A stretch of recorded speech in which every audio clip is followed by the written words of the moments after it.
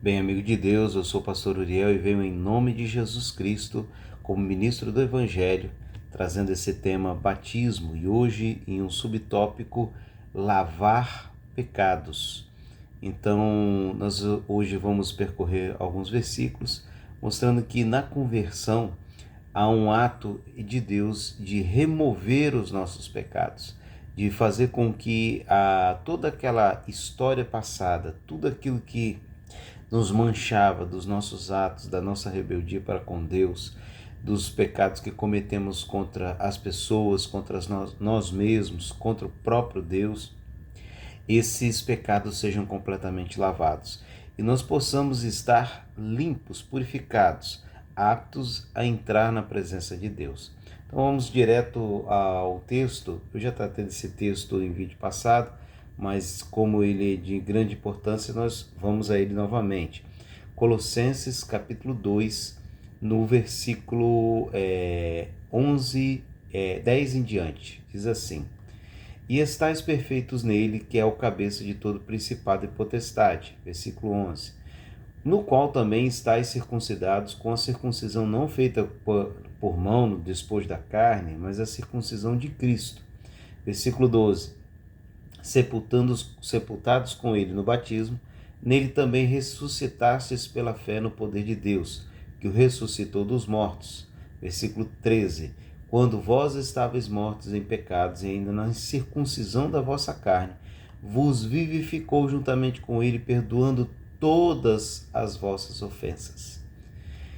Versículo 14. E havendo riscado a cédula que era contra nós em suas ordenanças, a qual de alguma maneira nos era contrária, e a tirou do meio de nós, cravando-a na cruz. Versículo 15. Despojando os principados e potestades, os expôs publicamente, deles triunfou em si mesmo. Esse texto de Colossenses, ele fala justamente sobre esse momento do perdão completo de todas as ofensas.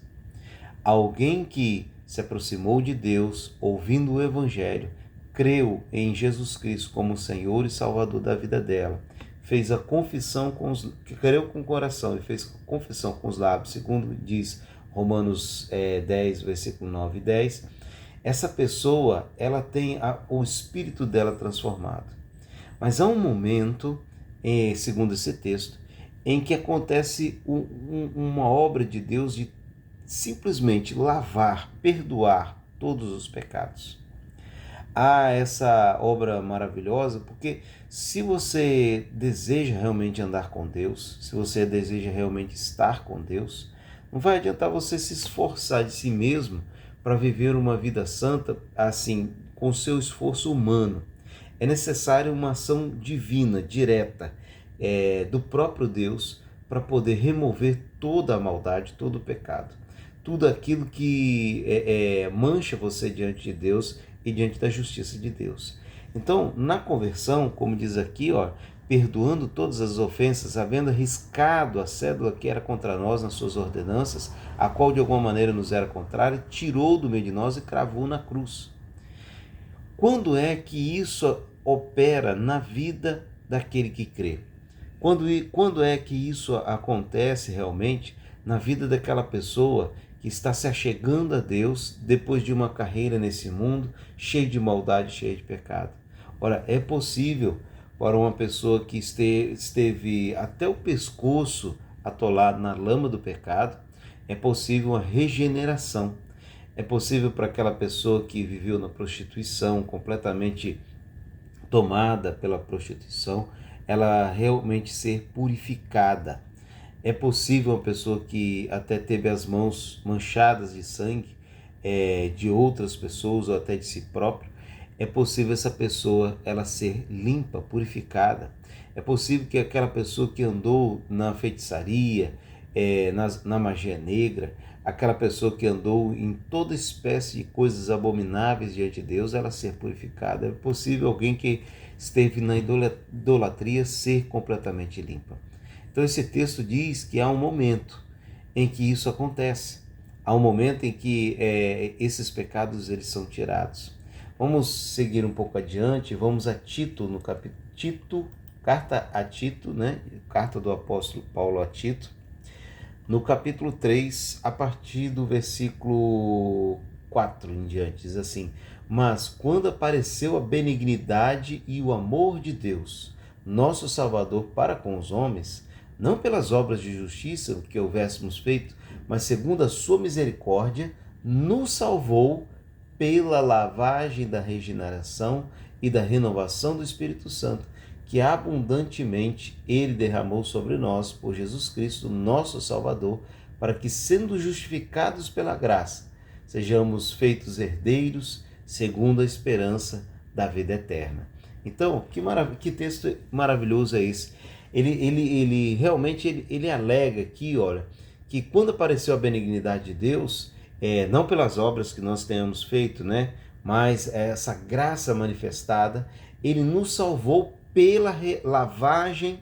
Aqui no versículo 5 está muito claro, né? Nos salvou pela lavagem da regeneração e da renovação do Espírito Santo. A renovação do Espírito Santo acontece dentro do nosso espírito, em que ele nos faz uma nova criatura.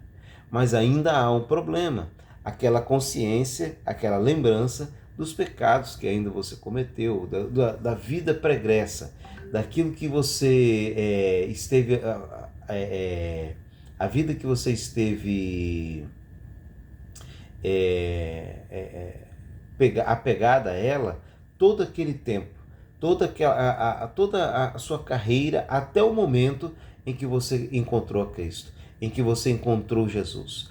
Então diz esse texto aqui que não pelas nossas obras, né, mas ele nos salvou pela sua graça, pela lavagem da regeneração e da renovação do Espírito Santo, que ele derramou abundantemente sobre nós por Cristo Jesus, nosso Salvador, para que, sendo justificados pela graça, sejamos feitos herdeiros segundo a esperança da vida eterna. Então, existe realmente um momento em que nós somos lavados. Existe um momento em que nós somos lavados de toda aquela maldade. Veja, nós somos um espírito, possuímos uma alma e habitamos em um corpo. O espírito é recriado em Cristo Jesus no momento da conversão, pela fé. Mas a alma, ainda apegada ao corpo, na vida pregressa, cheia de maldade, ela precisa realmente de um ato, algo que acontece no corpo, para que ela tenha uma consciência livre de toda a maldade. Então vamos seguindo aqui, 1 Coríntios, no capítulo 6, diz assim, olha, falando aqui sobre a iniquidade, né? E o que acontece quando a gente encontra Cristo. Não sabeis que os... 1 Coríntios, capítulo 6, versículo 9 ao 11.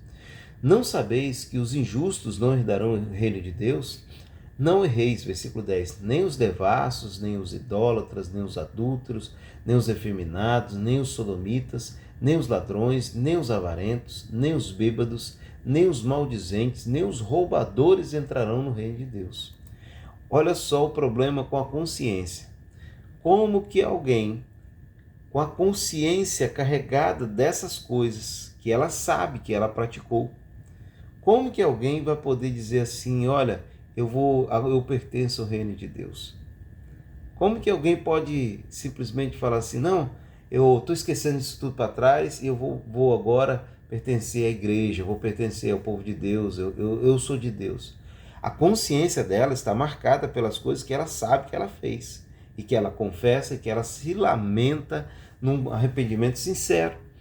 Então, aí vem o versículo 11, diz assim, e que é o que alguns têm sido, mas haveis sido lavados, mas haveis sido santificados, mas haveis sido justificados em nome do Senhor, pelo Espírito do nosso Deus.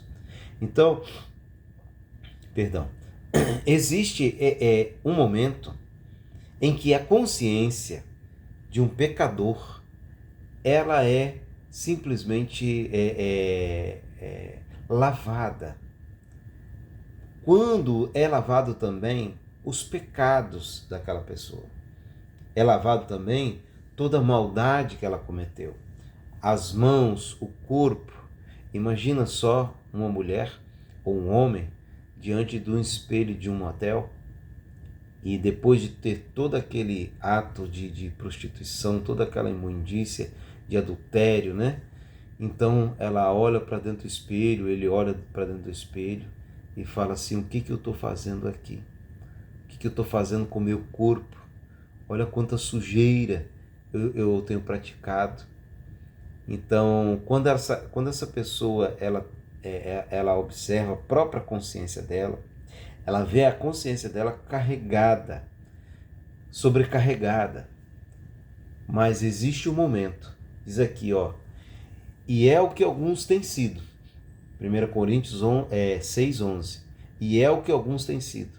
Mas haveis sido lavados, haveis sido santificados, mas haveis sido justificados em nome do Senhor Jesus, pelo Espírito do nosso Deus. Então existe esse momento do lavar, para que a consciência ela possa ficar em paz, para que a pessoa possa prosseguir com Deus, caminhar com Deus, entrar na presença de Deus. Então, que momento é esse? Ora, o apóstolo Pedro, ele nos responde. Pedro, Atos dos Apóstolos, capítulo 2, versículo 38, em que o apóstolo Pedro, ele faz o apelo às pessoas, né, que haviam ouvido a pregação. Vou ler do versículo 37. Atos, capítulo 2, versículo 37. Ouvindo eles isso, compungiram-se o seu coração e perguntaram a Pedro e os demais apóstolos: que faremos, varões e irmãos, né? E agora que nós matamos o Salvador, e agora que nós estamos carregados de pecado, o que nós vamos fazer? No versículo 38, o apóstolo Pedro dá a resposta. E disse-lhes Pedro: arrependei-vos, e cada um de vós seja batizado em nome de Jesus Cristo para perdão dos pecados, e recebereis o dom do Espírito Santo. Então, aqui o Pedro até faz a menção, né, do Espírito Santo, claro, né? Como que o Espírito Santo vai habitar num vaso impuro, sujo, cheio da podridão do pecado? Ele precisa primeiro ser lavado, né, para que o Espírito Santo tenha realmente um vaso purificado para habitar, né? Mas aqueles homens que estavam ali com o coração todo, com a consciência toda carregada do pecado que eles haviam cometido, matando o Salvador, e também de todo o pecado pregresso, eles perguntaram: o que nós vamos fazer? E o Pedro deu a resposta: ora, arrependei-vos, né? Não adianta, nós já vamos ver isso aqui. Arrependei-vos, e cada um de vós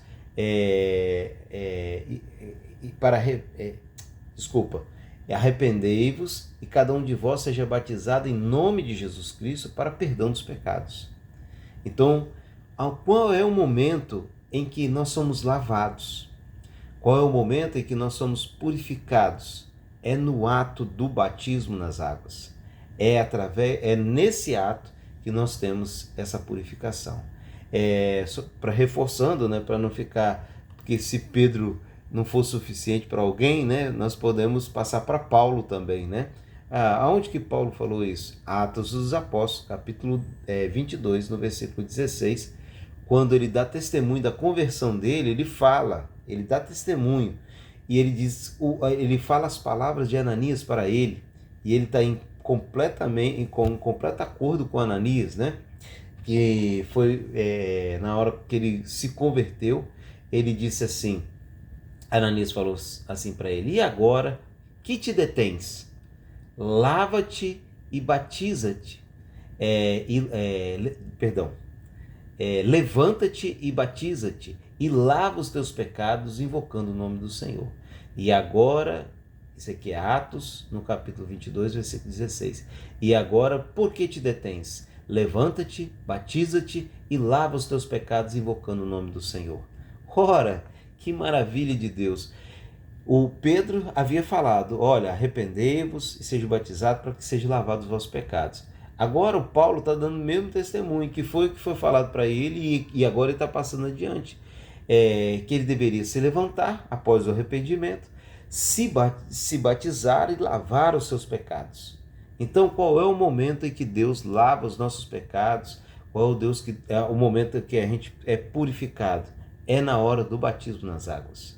Por isso, uma seriedade muito grande nasce no coração das pessoas que são batizadas, porque elas não querem novamente voltar ao pecado para não mancharem o corpo dela, não mancharem a vida dela novamente. E por isso mesmo que muitas pessoas têm voltado ao pecado, porque há pessoas que têm esvaziado a efetividade do batismo, dizendo que o batismo é uma mera formalidade.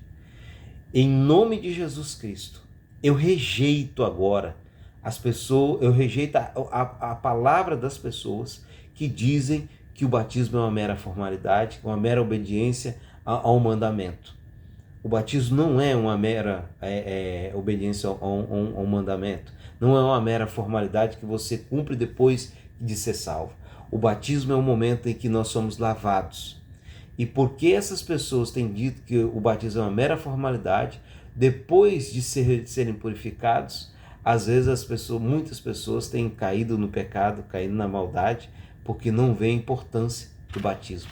Não entendem que não há dois batismos, há um só, que ela precisa preservar a purificação que ela recebeu no ato da conversão dela até a volta de Jesus. Vamos dar seguimento então. Um outro texto que é importante esclarecer, que eu já estive falando, é que o batismo ele tem é o momento de lavar os pecados, é o momento da purificação, é o momento em que nós temos a oportunidade de recomeçar do zero. Mas veja bem, o batismo ele não opera a salvação pelo lavar dos pecados. É justamente o contrário. Você é salvo e aí você recebe a salvação lavando os pecados, mas o que faz a salvação ser efetiva não é um pecador entrar um pecador seco nas águas e sair um pecador molhado. É a consciência para com Deus.